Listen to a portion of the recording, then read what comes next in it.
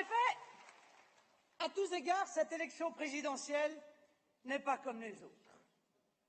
Elle met en jeu un débat crucial qui engage notre pays de manière fondamentale. De son issue dépendront la continuité de la France en tant que nation libre. Et pour ceux qui, comme nous, se sentent avant tout français, notre existence en tant que peuple.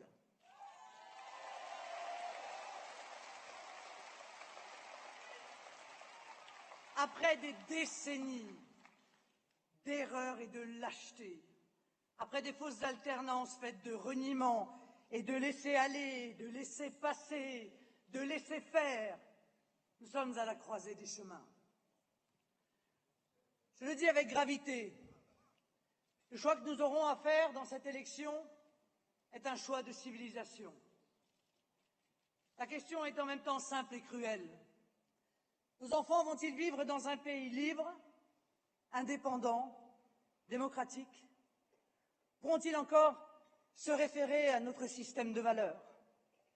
Auront-ils le même mode de vie que nous et nos parents avant nous?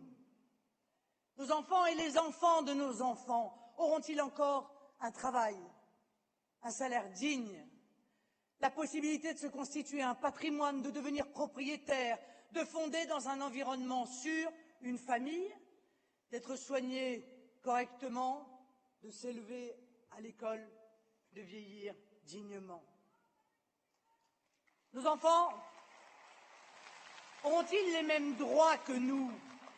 Vivront-ils selon nos références culturelles, nos valeurs de civilisation, notre art de vivre, et même parleront-ils encore notre langue, le français, qui se désintègre sous les coups de boutoir de dirigeants politiques qui dilapident ce trésor national?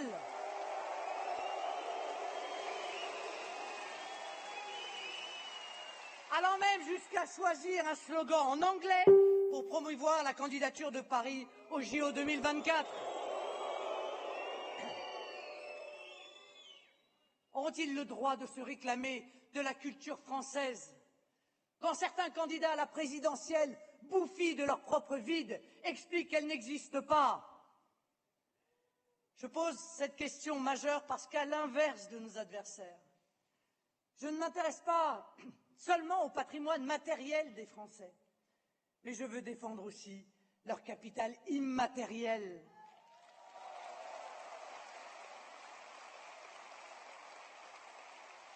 Ce capital immatériel n'a pas de prix, parce que ce patrimoine-là est irremplaçable. En réalité, je défends les murs porteurs de notre société. Or, chacun en a conscience, tout ceci est aujourd'hui remis en cause. Nos dirigeants ont choisi la mondialisation dérégulée. Ils la voulaient heureuse, elle s'est révélée affreuse.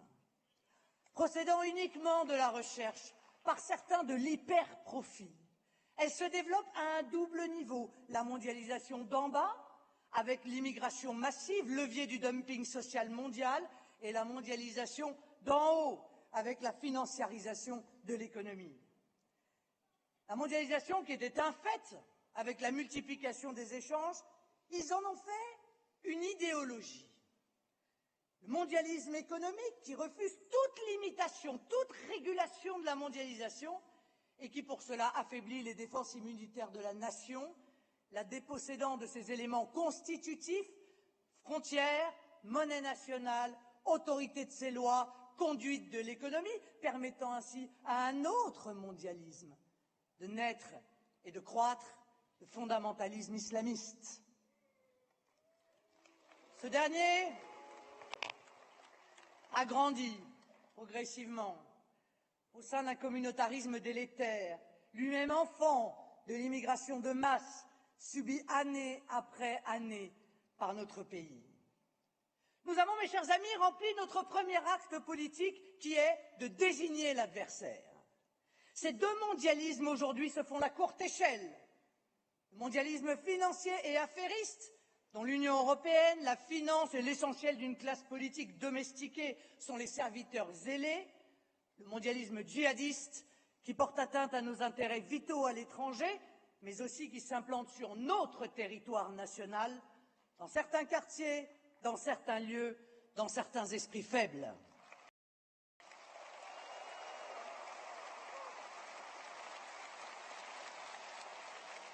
Et l'un et l'autre œuvrent à la disparition de notre nation, c'est-à-dire de la France telle que nous la vivons, telle que nous l'aimons. C'est pourquoi les Français ont un sentiment de dépossession.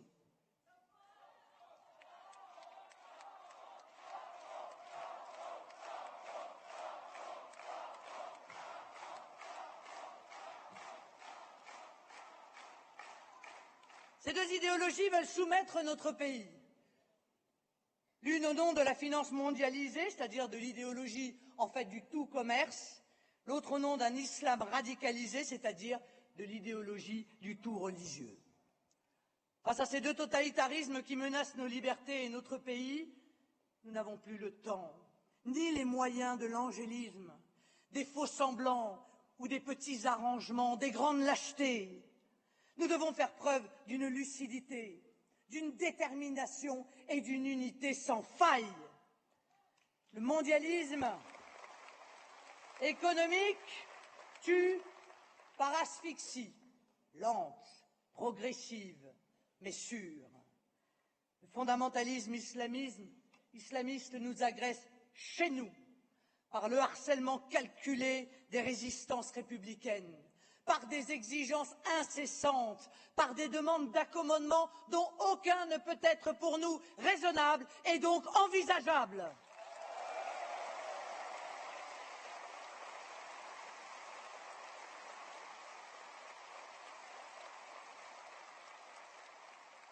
N'oublions pas non plus, mais nous le gardons dans nos mémoires meurtries, que le fondamentalisme islamiste est barbare, qui se manifeste chaque jour dans le monde en tuant, en massacrant, en usant notamment de l'arme immonde et lâche du terrorisme et de l'assassinat de masse.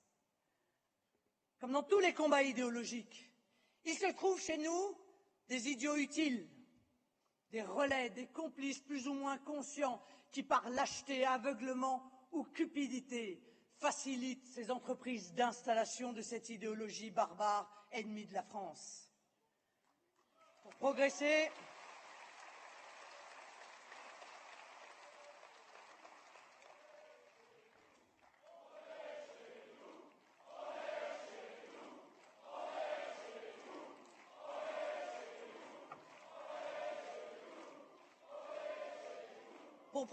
mes chers amis, les tenants de ces deux idéologies mondialistes donnent l'illusion de s'appuyer sur nos principes.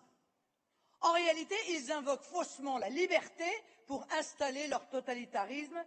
C'est la liberté du renard dans le poulailler. Le premier, le mondialisme économique et financier, invoque la liberté du commerce, la liberté de circulation, la liberté d'installation. Tous ceux qui s'avisent de révéler ces échecs sont taxés d'ignorance, accusés de je ne sais quelle dérive idéologique, frappés d'opprobre moral. Ils sont mis au banc de la société pour crime contre la bienséance économique. Le mondialisme économique et financier s'appuie sur une pseudo-expertise qui ne cède jamais, pas même devant l'évidence de son échec économique et de la dévastation sociale qu'il provoque. Oh. Vous l'avez pour beaucoup compris, l'objectif est de réduire l'homme à son rôle de consommateur ou de producteur. Les pays ne sont plus des nations unies par un élan du cœur, mais des marchés, des espaces où la marchandisation de toute chose et de tout être humain est envisageable, possible, admise et même organisée. Les peuples ne sont plus que des populations. Les frontières sont effacées, comme avec Schengen, pour faire de nos pays des halls de gare, où tout un chacun est libre de venir et de rester, et par le nombre participer au nivellement des protections sociales, à la baisse des salaires, ainsi qu'à la dilution culturelle dans un plus petit dénominateur commun mondial.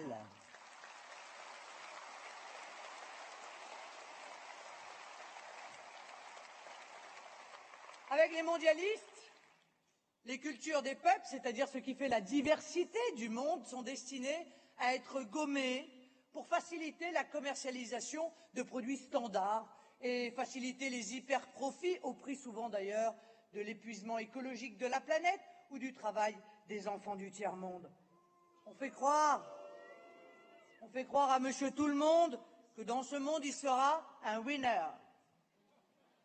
Mais coupé de son histoire, dénué de tout sentiment d'appartenance, isolé dans un monde insensible à toute solidarité, il ne sera en fait qu'un esclave dans des pays asservis.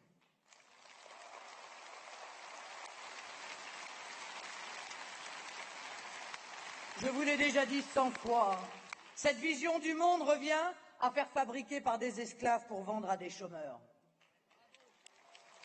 Ce monde où l'économie est une fin en soi et l'homme un simple outil à son service nous plonge dans l'ère des nomades, de l'éphémère, du court-termisme, du jetable, bref, un monde artificiel et profondément déshumanisé. Le droit des gens, leur situation sociale, leur bien-être, l'environnement où ils vivent deviennent la variable d'ajustement des intérêts des grands groupes et de la caste. La nation, elle, est pour eux une barrière non tarifaire. À leurs yeux, le pays est un espace géographique ouvert où la seule exigence se limite au vivre ensemble, c'est-à-dire à l'injonction faite à des communautés qui n'ont précisément pas demandé à vivre ensemble de ne pas s'agresser entre elles.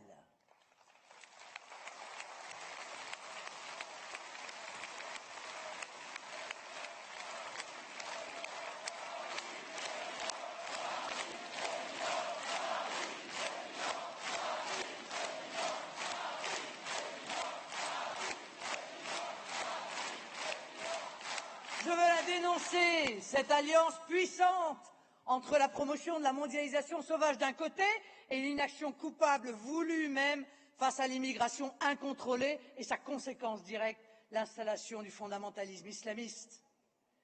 Si le mondialisme économique avance avec le bouclier de la liberté du commerce, le second de ces mondialismes, le fondamentaliste islamiste, instrumentalise le principe de la liberté religieuse pour tenter de nous imposer des schémas de pensée qui sont clairement à l'opposé des nôtres.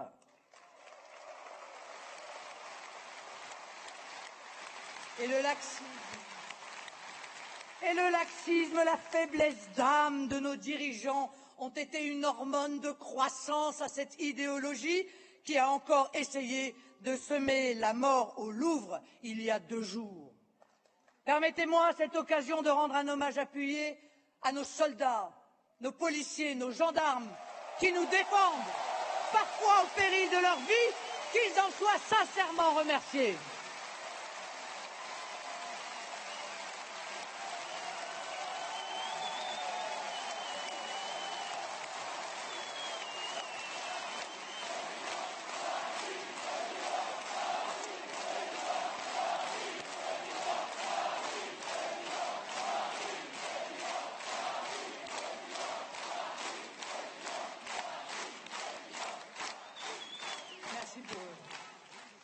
Mais nous mettons des mots sur ce que nous vivons, ou plutôt sur ce que nous ne voulons pas vivre. Nous ne voulons pas vivre sous le joug ou la menace du fondamentalisme islamiste.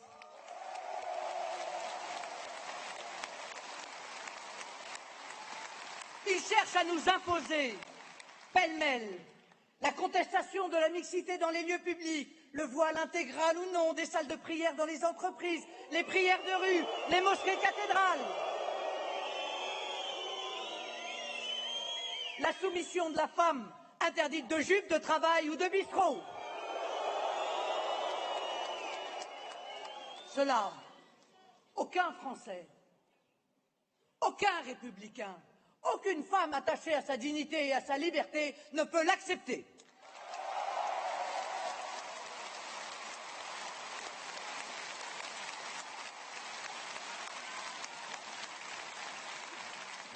Pour progresser, l'islamisme radical brandit une prétendue islamophobie. En trouvant chez les professionnels de la repentance anti-française, chez les islamo-gauchistes, chez les tiers-mondistes nostalgiques, chez les bobos, ou parfois même chez certains juges, un soutien irresponsable. Mais derrière ces deux idéologies se profile inexorablement l'asservissement des personnes. Un asservissement d'abord mental, qui s'opère par la désaffiliation, par l'isolement, par la dissolution des liens traditionnels. Le mondialisme économique professe l'individualisme, l'islamisme radical, le communautarisme. Le mondialisme s'appuie, on le voit, sur la négation des valeurs sur lesquelles la France s'est construite et sur les principes dans lesquels l'immense majorité des Français se reconnaissent encore. La prééminence de la personne et donc son caractère sacré.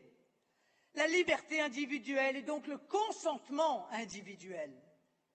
Le sentiment national et donc la solidarité nationale. L'égalité des personnes et donc le refus des situations de soumission. Ces principes pour lesquels nous nous battons sont affirmés dans notre devise nationale, liberté, égalité, fraternité, qui procède elle-même d'une sécularisation de principes issus de notre héritage chrétien.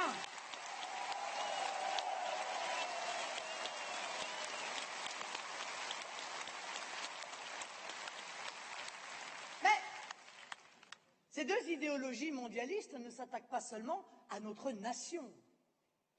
L'une et l'autre s'attaquent aussi à notre République, en mettant en cause son indivisibilité. Nous le savons, la subversion est l'art de dissuader ses adversaires de combattre. Moi, je vous le dis, ne nous laissons pas abuser, ne nous laissons pas subvertir, ne nous laissons pas intimider. La réponse n'est pas technicienne, mais régalienne. C'est pourquoi nous appelons au réarmement moral du pays et au sursaut des énergies nationales. Nous appelons à la résistance et à la reconquête. Face au grand péril, le salut n'est que dans la grandeur, écrivait le général de Gaulle dans ses mémoires de guerre. Il n'y a rien pour nous de plus beau que la France. Il n'y a rien pour nous de plus grand que la France. Il n'y a rien pour nous de plus utile au monde que la France.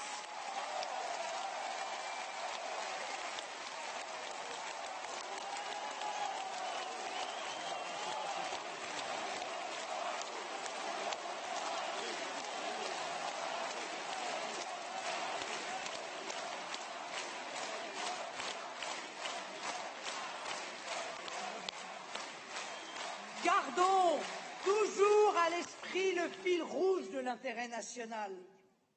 Gardons à l'esprit que tout procède du peuple et donc rétablissons le peuple comme sujet politique. Dans le trou noir de la mondialisation sauvage dans laquelle certains voudraient nous précipiter, comme face à l'obscurantisme des fondamentalistes, c'est ensemble, c'est unis, c'est groupés que nous allons faire face. Eux proposent de nous désunir. Nous, nous exaltons tout ce qui unit les Français entre eux. Ce lien indéfinissable mais si profond et si rassurant qui crée entre nous une fraternité de cœur et nous permet d'affronter l'avenir ensemble.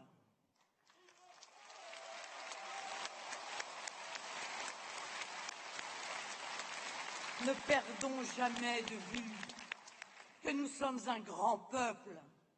Un peuple qui sait qu'il porte en lui les moyens de sa liberté, de l'affirmation de ses valeurs, de sa grandeur, de son destin.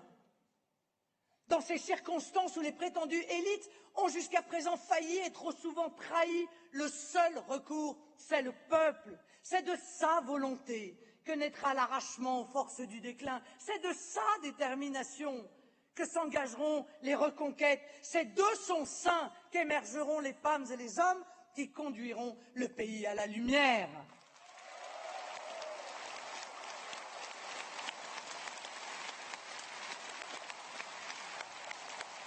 Je dis aux Français qui nous écoutent et qui nous regardent, le sort de la France est entre vos mains.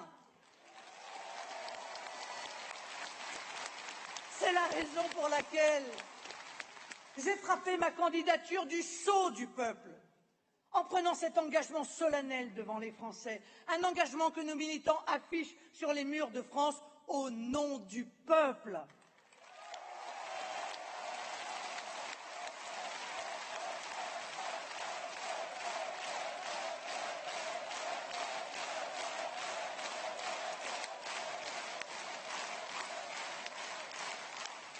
Mon projet pour la France, il vous a été présenté ce week-end. J'ai voulu que vous puissiez comprendre au mieux ce que je veux pour notre pays et je l'ai articulé autour d'engagements. 144 engagements, qui sont autant de vérités que je dois aux électeurs. Car après mon élection, il ne s'agira pas d'oublier la campagne comme l'ont fait tous les autres. Mais il s'agira de toujours avoir au cœur ce pourquoi les Français m'auront élu. Et je leur demanderai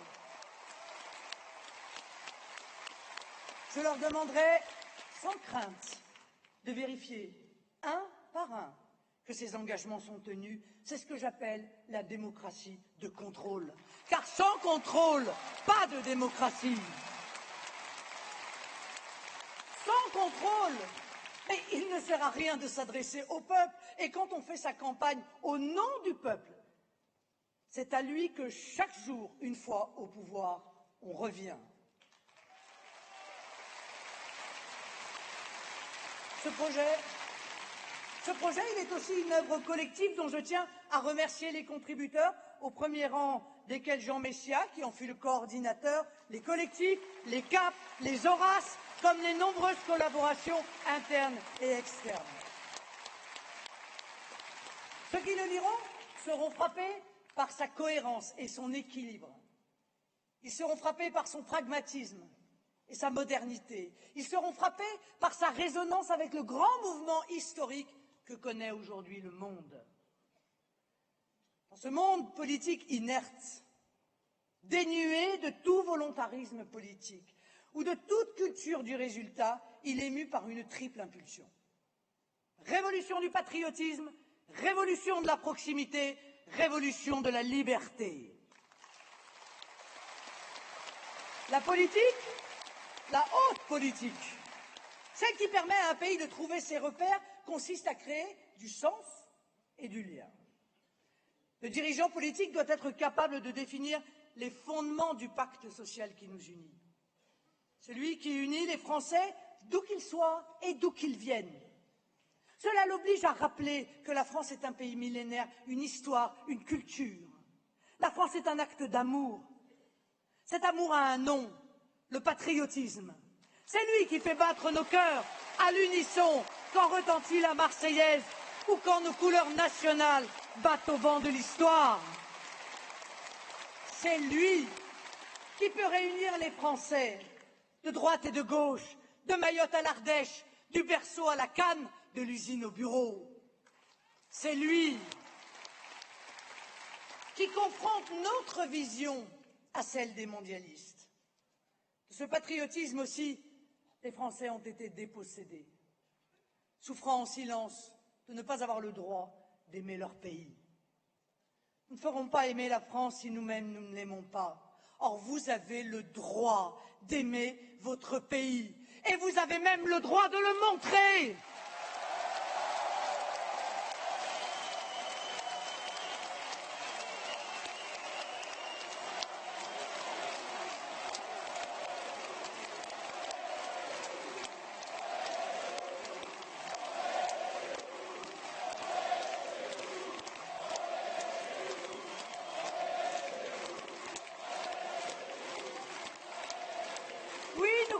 Qu'il est temps de revivifier le sentiment national, de le faire vivre au quotidien en apprenant à nos enfants tout ce qui fait et a fait leur pays, en leur apprenant à aimer leurs compatriotes, à être fiers de leur histoire, à être confiants dans les forces de la France. Nous voulons que chaque Français, dans ses projets ou ses difficultés, puisse se sentir soutenu par la communauté nationale et appuyé par un État attentif et bienveillant. Nous voulons un État fort, un État stratège. Et qui peut nous en faire le reproche si l'État, c'est vous, s'il est l'instrument de la mise en œuvre de votre volonté? L'État est au service de la nation, c'est-à-dire au service de notre projet collectif, mais aussi au service des citoyens, notamment en garantissant au meilleur coût des services publics de qualité. Nos prestations sociales, parce qu'elles sont distribuées à ceux qui viennent du monde entier, sont en passe de ruiner nos systèmes sociaux au détriment de nos compatriotes en difficulté, et particulièrement des femmes, déjà victimes directement de la loi El Khomri qu'il faudra supprimer.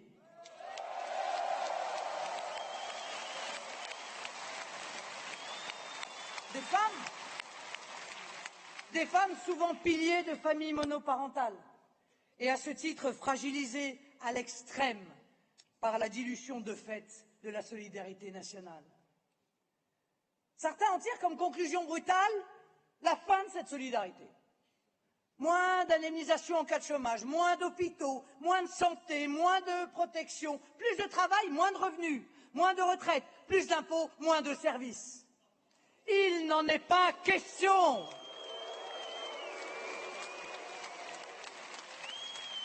Parce que nous ne pouvons pas dire que nous sommes patriotes si nous ne défendons pas la solidarité nationale, c'est-à-dire le témoignage d'une solidarité fondamentale entre Français.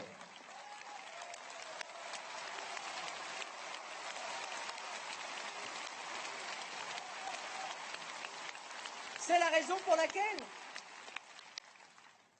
pour laquelle, dans le logement social, l'emploi, nous établirons la priorité nationale. Ce principe sera inscrit dans la Constitution.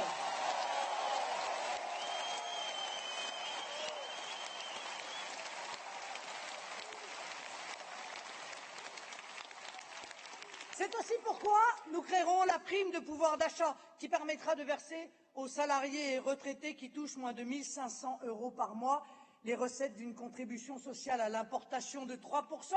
C'est ainsi en moyenne 1 000 € par an qui viendront soulager chacun de ces travailleurs et retraités modestes quand ils ne sont pas carrément pauvres.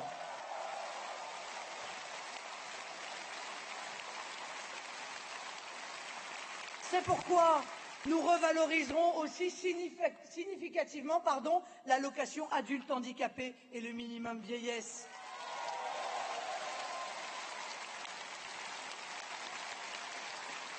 C'est pourquoi nous créerons une protection logement jeune en revalorisant de 25 % l'aide au logement des jeunes jusqu'à 27 ans et que nous aiderons résolument les familles.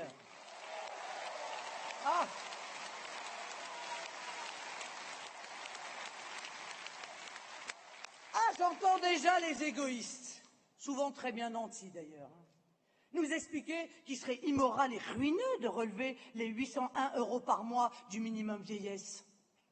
J'entends déjà les politiques et leurs cautions, certains économistes bien choisis, les sachants, les experts de pacotille, nous expliquer d'un ton péremptoire que c'est contraire à la science économique. La même science en application de laquelle ils ont fait 2 200 milliards d'euros de dettes, 7 millions de chômeurs, 9 millions de pauvres et 66 millions de Français désabusés et démoralisés. Ne les croyez pas. À cette vision comptable, égoïste, refermée, erronée, nous opposons une vision volontariste, dynamique, juste,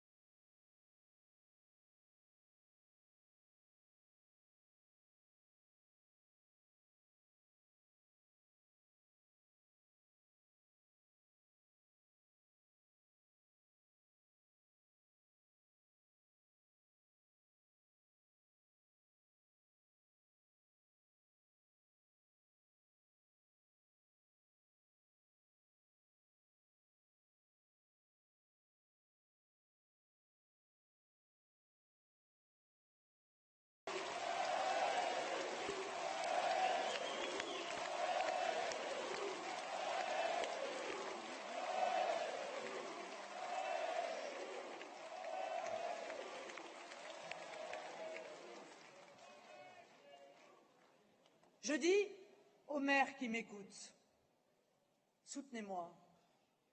N'acceptez pas que vos enfants vivent dans la peur, dans cette violence quotidienne dont ils sont les premières victimes, parfois même au prix de leur jeune vie. L'hécatombe doit cesser.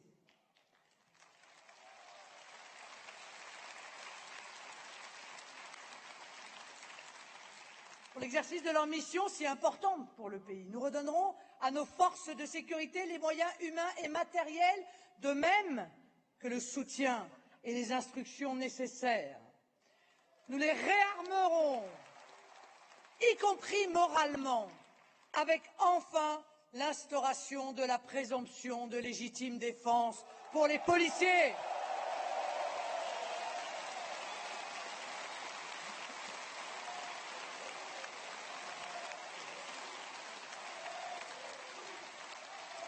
Nous ouvrirons les places de prison qui conviennent, nous conclurons des accords avec les pays d'origine pour que les délinquants étrangers effectuent leur peine de prison dans leur pays d'origine.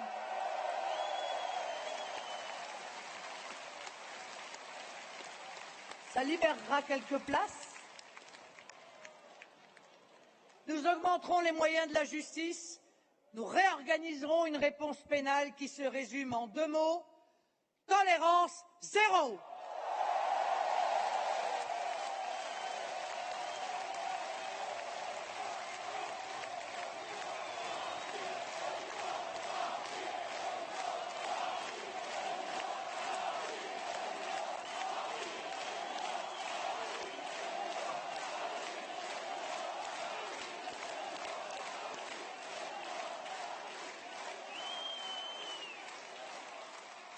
En matière de terrorisme, nous n'entendons pas demander aux Français de s'habituer à cette horreur.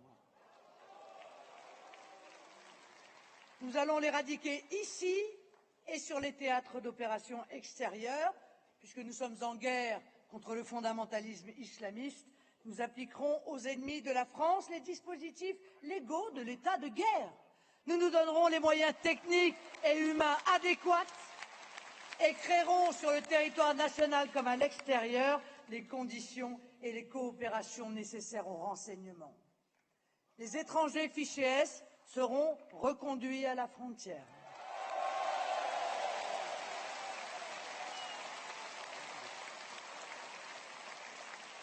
Les binationaux fichés S seront déchus de leur nationalité française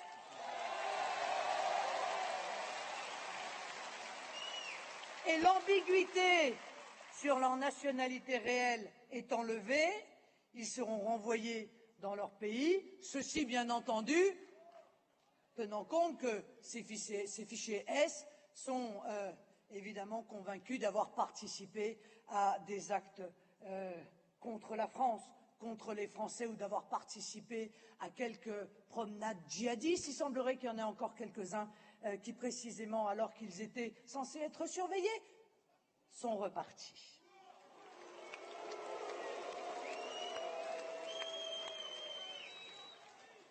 Quant aux Français fichés S, eh bien, ils seront poursuivis pour intelligence avec l'ennemi et frappés, après leur peine de prison, d'indignité nationale.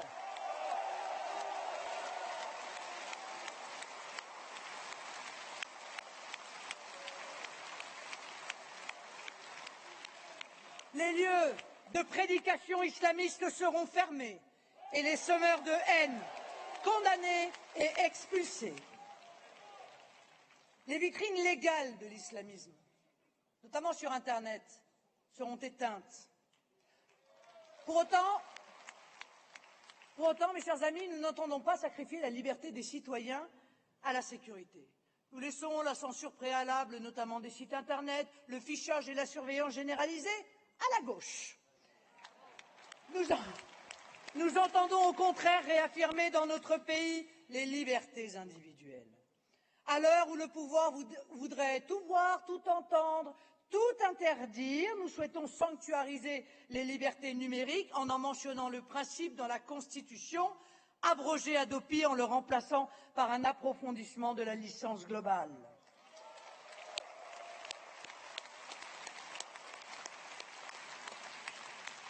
Nous souhaitons également protéger les citoyens contre les menaces de fichage numérique. La liberté est aussi celle d'entreprendre, de créer. Nous souhaitons un État régalien, un État stratège. Ce sera un État modernisé, restauré dans ses moyens et respecté dans ses décisions. Il ne s'agit pas là de concevoir un État omnipotent et omniprésent, mais un État protecteur, un État garant des justes équilibres, un État qui garantisse à chacun l'égalité de chances pour créer un environnement économique favorable. C'est notamment la réforme totale du RSI. Vous savez, le serial killer des indépendants.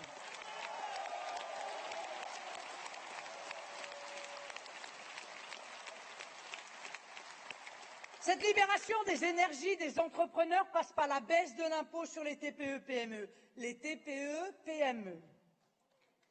Non, parce que beaucoup de gouvernements se sont attachés à faciliter la vie de très grands groupes qui, semble-t-il, d'après les derniers chiffres, n'ont pas l'air d'en avoir véritablement besoin.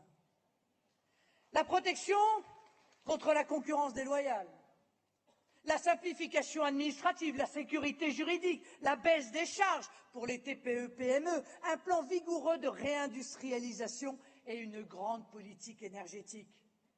Nous avons conscience que ce sont les entreprises qui créent l'emploi, et notamment les petites et moyennes entreprises.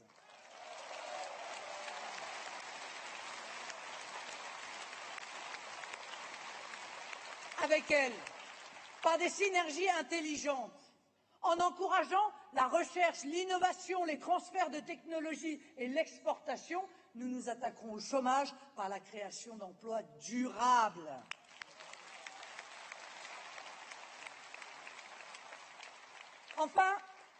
Enfin, cette révolution de la liberté est celle de nos libertés collectives, qu'on appelle pour un État la souveraineté, c'est-à-dire concrètement pour un peuple la liberté de décider pour lui-même.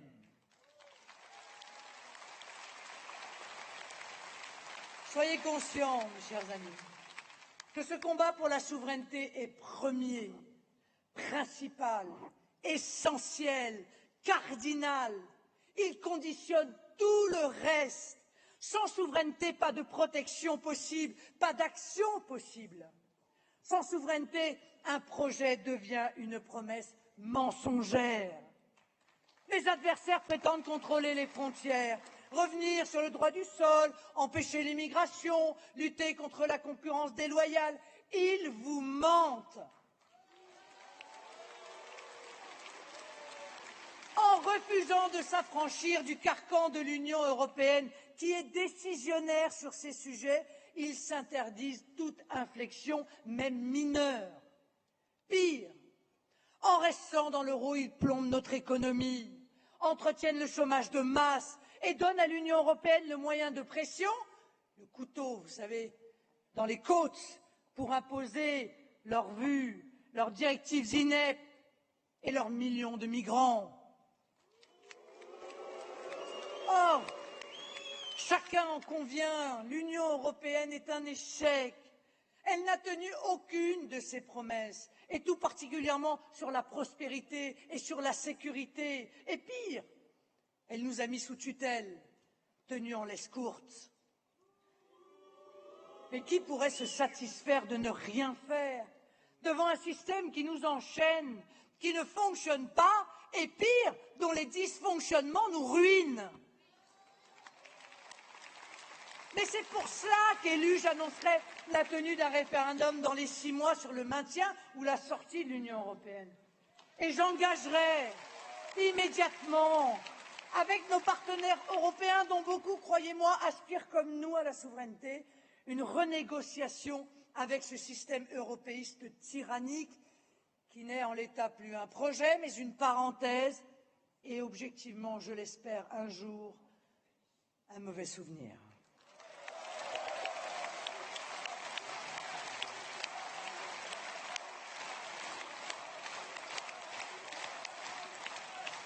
L'objectif sera de trouver dans les 6 mois un compromis qui nous permette de recouvrer ces 4 souverainetés monétaires, économiques, législatives, territoriales.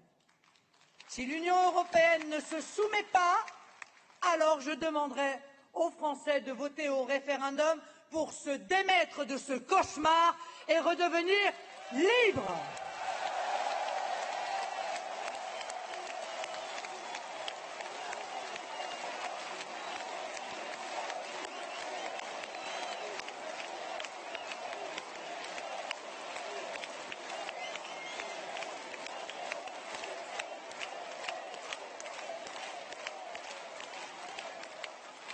Dans le même esprit, parce que nous pensons que la France n'est grande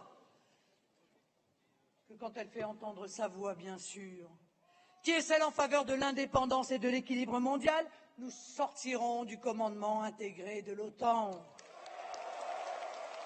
Nous réexaminerons notre diplomatie au regard de nos intérêts nationaux et nous donnerons les moyens de notre politique intérieure et étrangère par la reconstruction de notre potentiel militaire.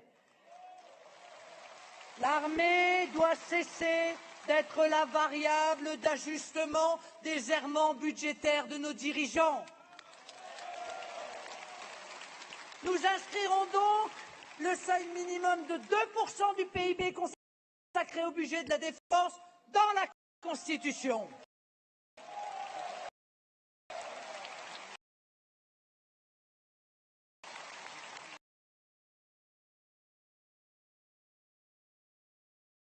Nous nous réarmerons, remettre notre justice en ordre, remettre notre diplomatie en ordre, remettre notre sécurité en ordre, remettre notre solidarité de tout le monde.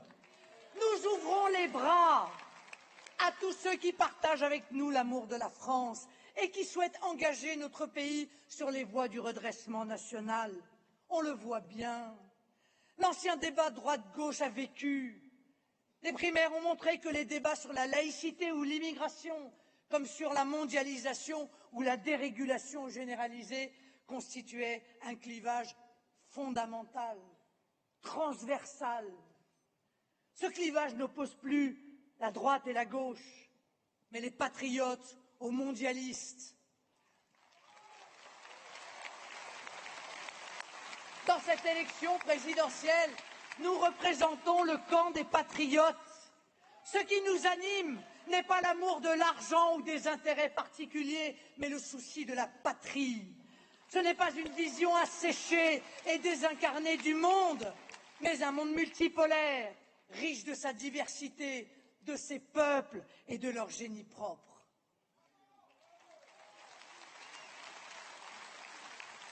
Nous engageons tous les patriotes de droite et de gauche à nous rejoindre, élus ou simples citoyens, d'où que vous venez, quel qu'ait pu être votre engagement, vous avez votre place à nos côtés.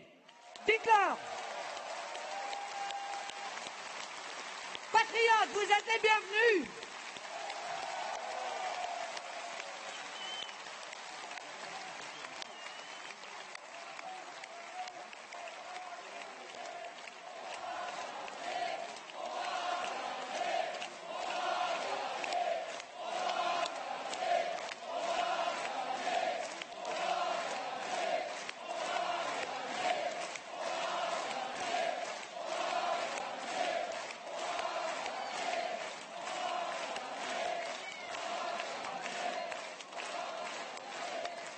Mais oui, mes chers compatriotes, parce que l'effondrement des partis traditionnels et la disparition un à un de la quasi-totalité de leurs dirigeants montrent que la grande recomposition politique a commencé, avec ceux qui nous rejoindront au cours de la campagne de premier tour, avec ceux qui nous rejoindront entre les deux tours et ceux qui nous rejoindront après la victoire. Nous formerons une majorité présidentielle et après les législatives, un gouvernement d'union nationale.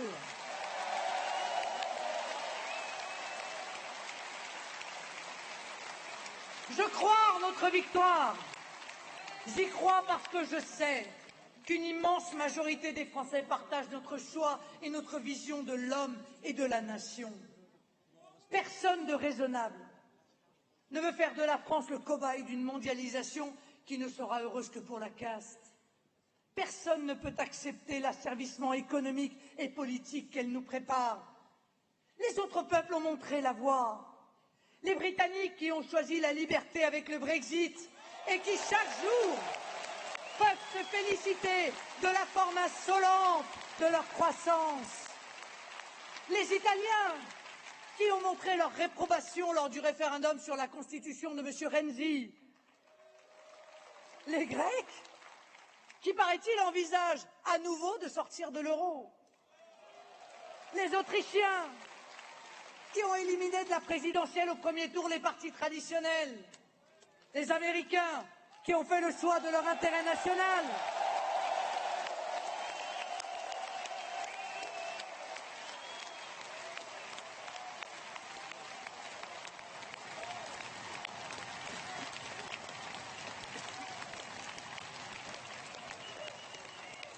Ces nations ont montré que le réveil des peuples contre les oligarchies peut devenir une réalité et que, comme le symbolise notre belle rose bleue, l'impossible devient possible.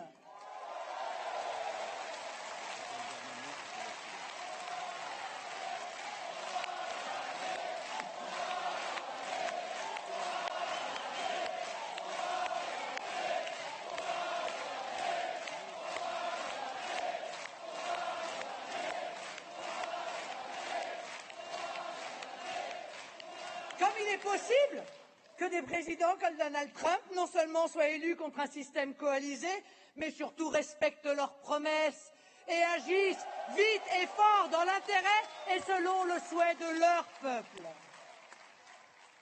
Vous le voyez, mes chers amis, comme le proclamait Victor Hugo dans l'année terrible après la défaite de la France, nous n'avons pas encore fini d'être Français.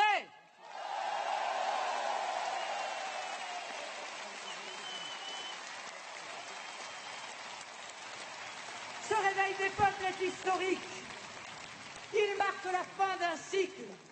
Le vent de l'histoire a tourné. Il nous portera au sommet et avec nous notre pays, la France. Vive le peuple! Vive la République! Vive la France!